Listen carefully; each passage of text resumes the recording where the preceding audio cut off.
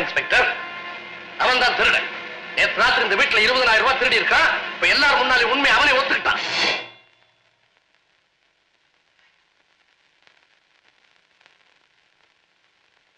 ராஜா, என்னப்பா இது? உன்னை திருடேன்னு சொல்றாங்க. ராமையா, முதல்ல இவனை அரெஸ்ட் பண்ணு. சார், இவன் ஏட்டு ராமையா தேவ மகன். இவனை திருடேன்னு சொல்றீங்களே சார். பேங்கர் சார், தயவு செஞ்சு அவசரப்படாதீங்க. அடையாளம் சரிதானான்னு சொல்லுங்க. அப்பா, அவர் சரியாத அடையாளம் சொல்லியிருக்காரு. இன்ஸ்பெக்டர், என் வீட்டுல திருட 20,000 ரூபாய் எங்க வச்சிருக்கான்னு கேளுங்க. ராமையா, முதல்ல உன் வீட்டை சர்ச் பண்ணி ஆகணும்.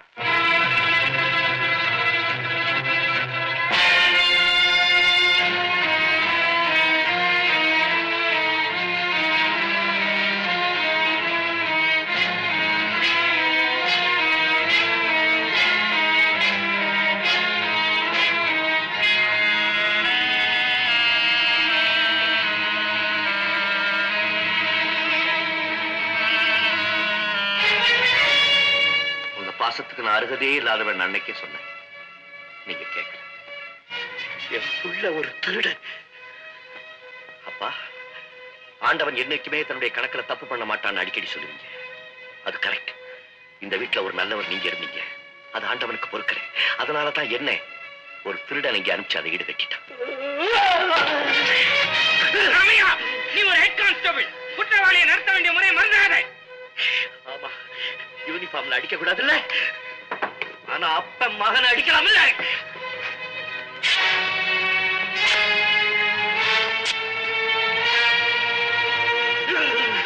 அடிக்காதீங்க, அவர் அடிக்காதீங்க. அவரை உயிரோட விடக்கூடாது.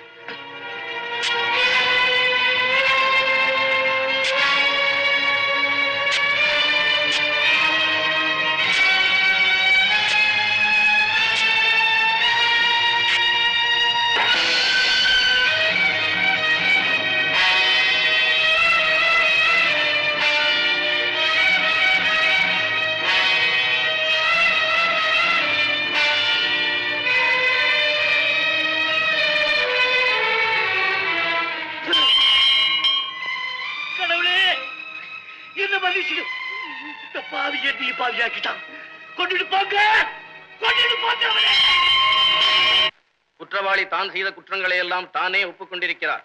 சாட்சியங்களும் அதை சரியாக நிரூபிக்கின்றன. எனவே சட்டப்படி குற்றவாளி ராஜாவுக்கு 3 ஆண்டு கடுங்காவல் தண்டனை விதிக்கிறேன். இந்த போலீஸ் இலாக்காவே உங்களுக்காக பெருமைப்படுது. மகன்னு கூட பார்க்காம அவன் குற்றவாளின்னு தெரிஞ்ச உடனே அவனை கைது செஞ்சீங்களே, யூ ஆர் ரியலி கிரேட். இப்ப நீங்க சப் இன்ஸ்பெக்டர் ஆயிட்டீங்க. அதுக்காக நான் ரொம்ப பெருமைப்படுறேன். I am really proud of you. Congratulations.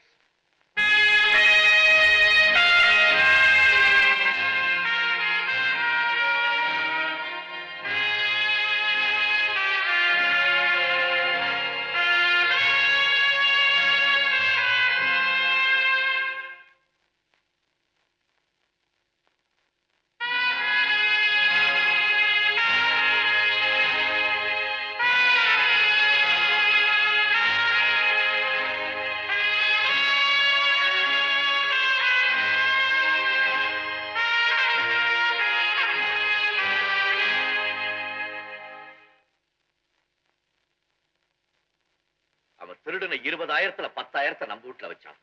பாக்கி 10,000 நான் சொல்றேன். சேகர், நீ எங்கப்பா வந்த? திருடின ராத்திரி ராஜா எங்க வீட்டுக்கு வந்தார். அப்பா கேட்ட 10,000 அவர்கிட்ட கொடுத்தார். இன்னொரு 10,000 வச்சு கல்யாண ஊர்வலம் விருந்தெல்லாம் ஜாம் ஜாம்னு நடத்த போறதா சொன்னார். நீ சொல்றது உண்மை? உண்மைதாங்க. இதோ 10,000.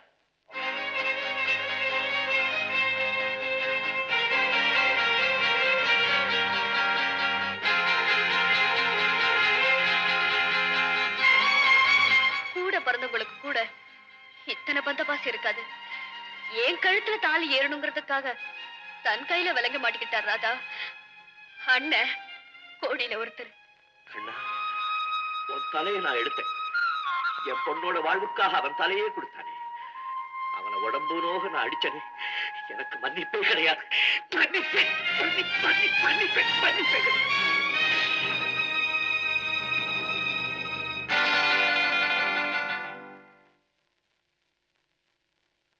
ராஜா, கடவுள் தன்னுடைய கணக்குல இந்த தடவை தப்பு பண்ணிட்டான்டா. கடவுள் கணக்கு என்னைக்குமே தப்பாதுப்பா. அவன் தான் கரெக்டா என்ன உள்ள தள்ளிட்டானே. ஆமா, உன்னை உள்ள தள்ளிட்டான், எங்களை தண்டனை அனுபவிக்க வச்சுட்டான்.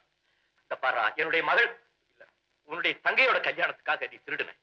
இந்த பொண்ணோட மானத்தை காப்பாத்துறதுக்காக நீ திருடேன்னு ஒத்துக்கிட்ட.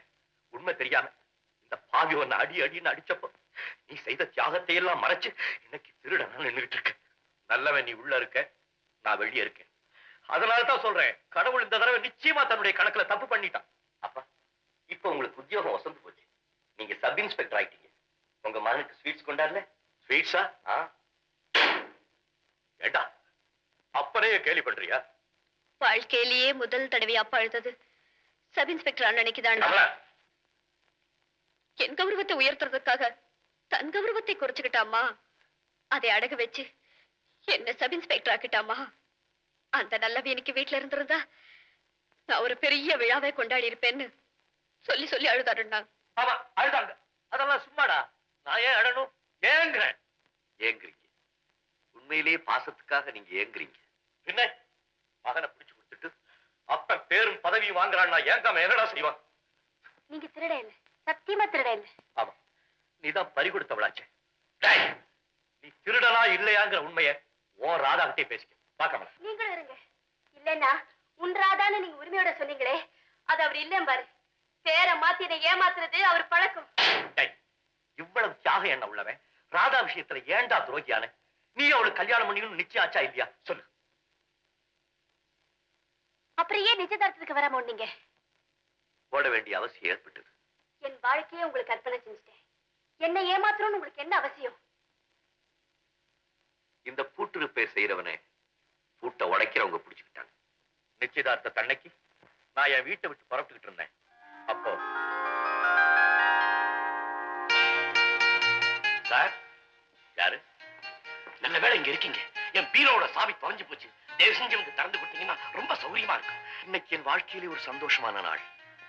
அதுக்காக புறப்பட்டு இருக்கேன். நாளைக்கு வர்றேன். ப்ளீஸ் ப்ளீஸ், நாளைக்கும் தள்ளி போட முடியாது சார். நான் இன்னைக்கு ராத்திரி எப்படி பம்பாய் போயாகணும். அதுக்கு அவசியமான பத்திரங்கள்லாம் அந்த பீரோல தான் இருக்கு.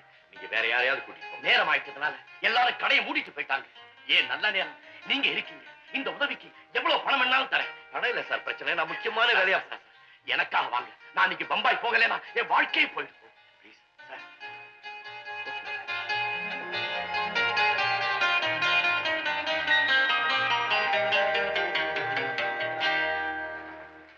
இன்னுமா திறக்க முடியல? ப்ளீஸ் ட்ரை பண்ணி பாருங்க. நாளைக்கு பத்திரத்தோட நான் பம்பாயில இல்லைன்னா என் பிசினஸை க்ளோஸ். ட்ரை பண்ணுங்க. பிளேன் கரெக்ட் ஆயிட்டு புறப்படுதான்னு நான் போன் பண்ணி தெரிஞ்சுட்டு வந்துடுறேன்.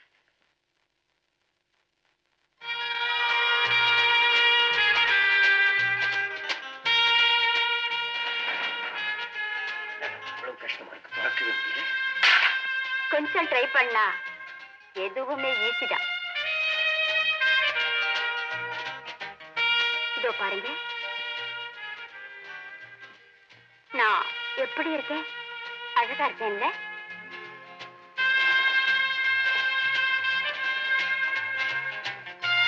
ஏ, பேச மாட்டீங்களா?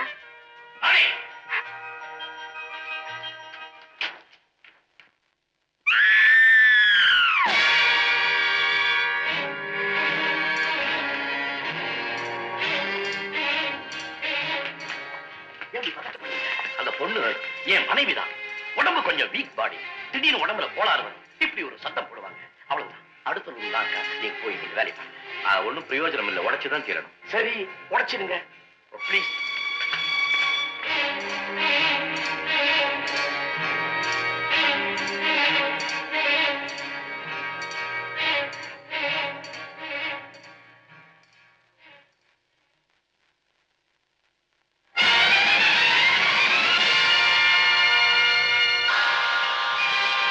Thank you.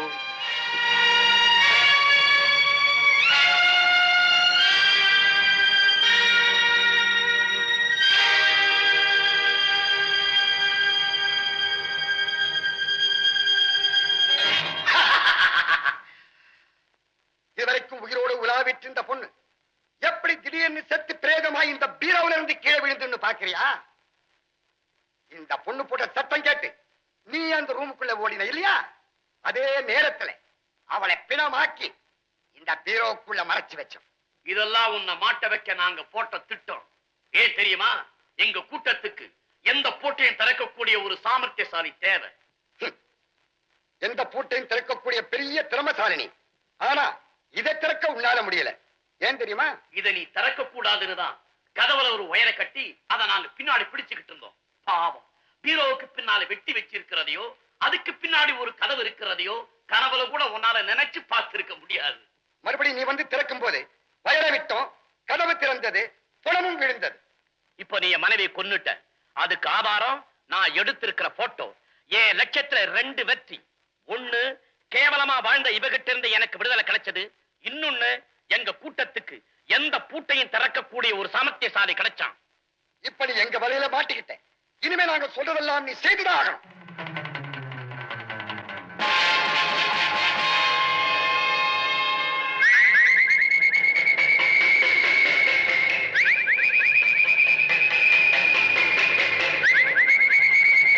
அந்த திருட்டு பசங்களுக்கு நடுவில் திக்கில்லாம நின்ன. ஓடி இருந்தா சுட்டு பணமாக்கி இருப்பாங்க. தப்பிச்சிருந்தா சட்டை என்ன தூக்கல போட்டு பணமாக்கி இருக்கும். எனக்கு வழி தெரியல. அதனால விதிக்கு வழியை விட்டுட்டேன். விதி அவங்க கையில என்ன விளையாட்டு பொம்மையாக்கிடுச்சு. அப்புறம் நிலையான வாழ்க்கையே ஒழுக்கம் தவறினவன் ஒரு இடத்துல இருக்க முடியுமா? ஓடுனேன். எனக்கு தெரிஞ்ச வழியெல்லாம் ஓடிக்கிட்டே இருந்தேன்.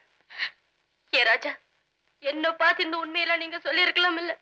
என்ன தெய்வமா நினைச்சுக்கிட்டு இருக்க உங்ககிட்ட நான் ஒரு திருட அயோக்கியன் எப்படி ராதா சொல்லுவேன்? என்னையே நம்பி இருக்கிறவனுடைய வாழ்க்கையில ஒரு நல்லவன் வரணும்.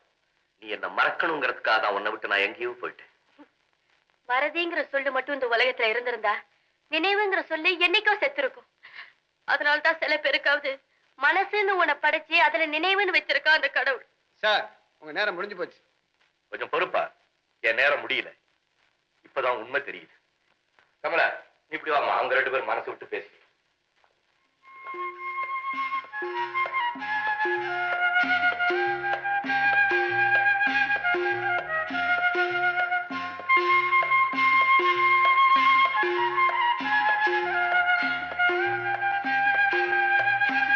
பேச்சே காணோம். 2 பேரும் பேசிட்டீங்களா இல்லையா? பேசியாச்சு. ஏமா, உங்ககிட்ட ஏதாவது பேசினானா? ஆமாங்க. ஓ, 2 பேரும் கண்ணிலேயே பேசிக்கிட்டீங்களோ? கருமம் கருமம். இந்த ஏட்டுக்கு அது எங்க புரிய போகுது? அப்பா, நீங்க இப்ப ஏட்டு இல்ல, சப் இன்ஸ்பெக்டர். கருமம் கருமம், அதுவும் மறந்து போச்சு. கமலா வாமா.